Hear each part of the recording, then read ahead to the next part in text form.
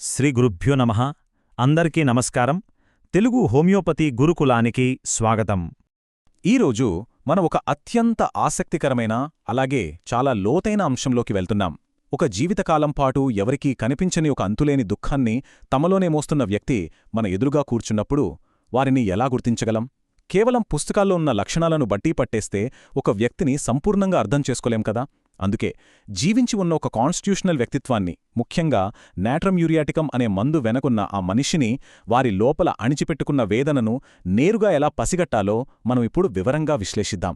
అసలు ఒక natrum Muir రోగి జీవిత ప్రయాణంలో వారి భావోద్వేగాలు ఎంత కఠినంగా మారతాయో ఒక్కసారి గమనిద్దాం.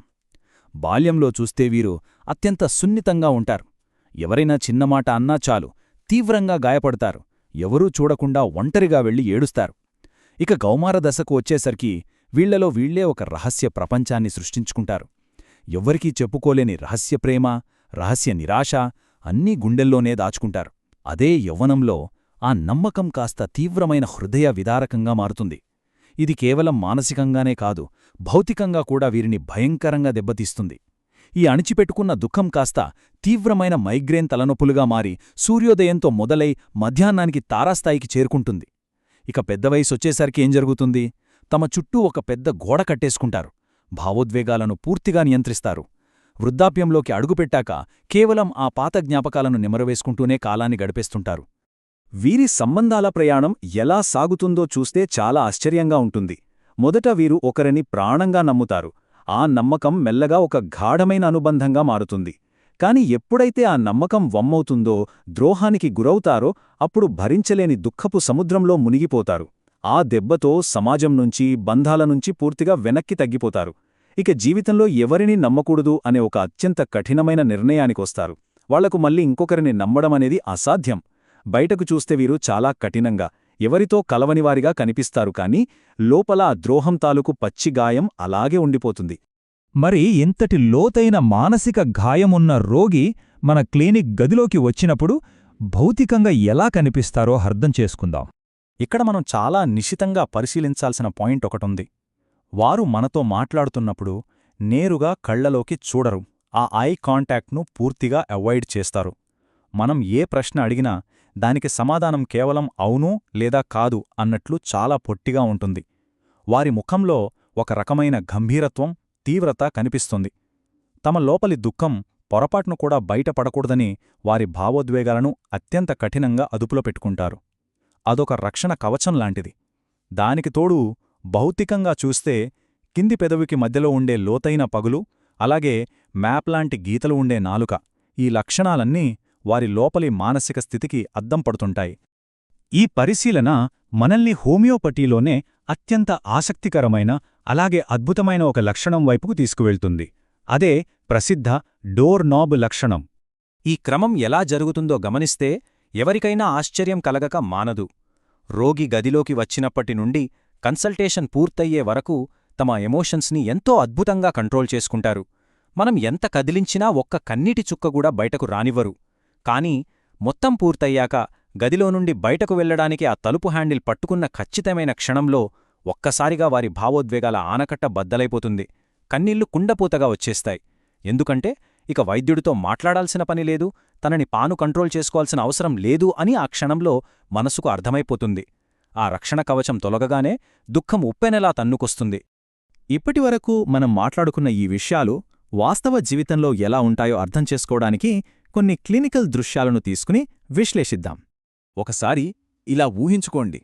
ఒక యువకుడు లేదా యువతి, వాళ్లకు ఏళ్ల క్రితం నిశ్చితార్థం క్యాన్సిల్ అయిపోయి తీవ్ర మనస్తాపానికి గురయ్యారు. ఎన్ని సంవత్సరాలు గడిచినా వారు ఆ గతం నుండి బయటకు రాలేకపోతున్నారు. ఇక్కడ అసలు ఏం జరుగుతోంది? ఇక్కడ మనం స్వచ్ఛమైన నాట్రమ్ మ్యూర్ ప్రతిస్పందనను చూస్తున్నాం. ప్రేమలో ద్రోహం ఎదురయ్యాక మరొకరిని మళ్లీ ఎప్పటికీ నమ్మకూడదనే ముండితనం వారి నరనరాల్లో పాతుకుపోతుంది.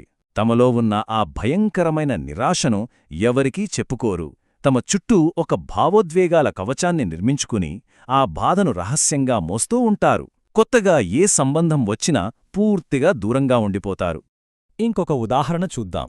ఒక వృద్ధురాలు 10 ఏళ్ల క్రితం తన భర్తను కోల్పోయింది. కాని ఆ భర్త వాడిన గదిని వస్తువులను ఏమాత్రం చెదరకుండా 10 సంవత్సరాలుగా అలాగే కాపాడుతూ వస్తోంది. ఈ పరిస్థితి మనకు ఏం చెబుతోంది?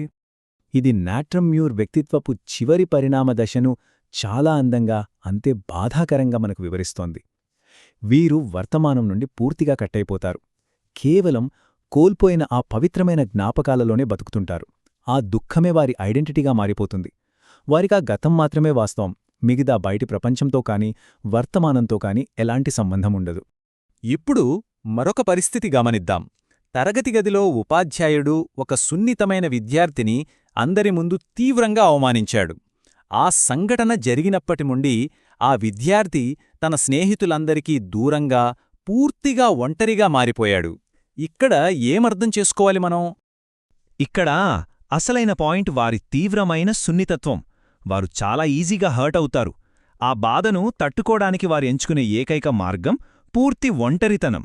ఎవరూ చూడని చోట గదిలో తాళం వేసుకుని ఒంటరిగా ఏడుస్తారు తప్ప 10 మందిలో ఓదార్పును వారస్సలు కోరుకోరు.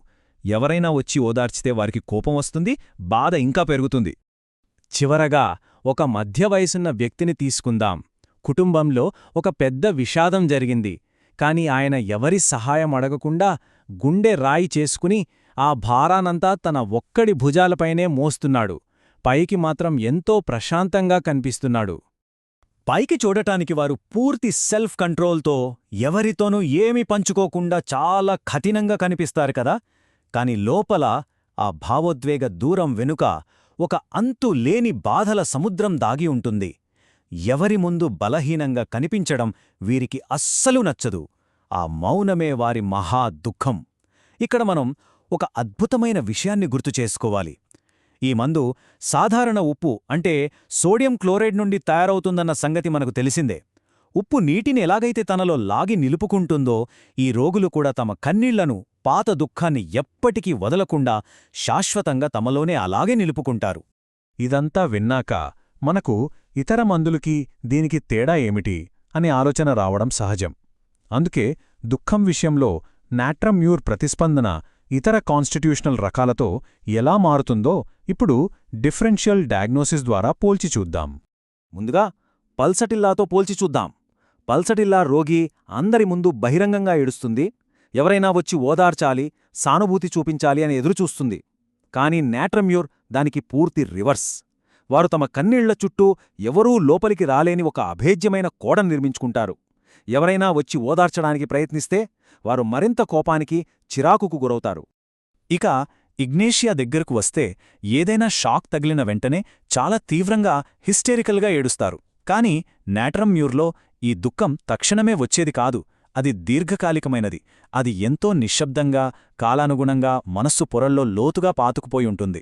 సింపుల్గా చెప్పాలంటే ఇగ్నేషియా ఒక తాజా గాయమైతే నాట్రమ్ మ్యూర్ ఒక పాత, ఎన్నటికీ మానని గాయం లాంటిది.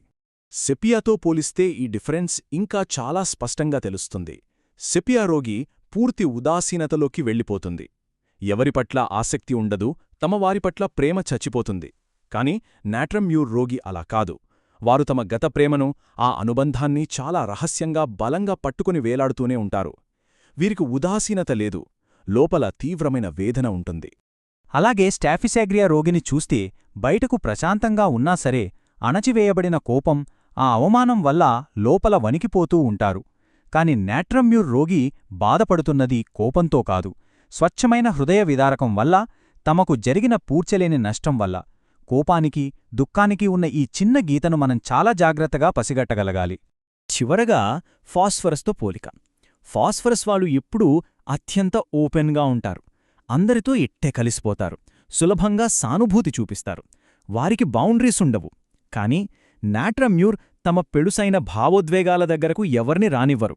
తమను తాము రక్షించుకోవడానికి బాహ్య ప్రపంచంతో కనెక్షన్స్ని పూర్తిగా కట్ చేసుకుంటారు.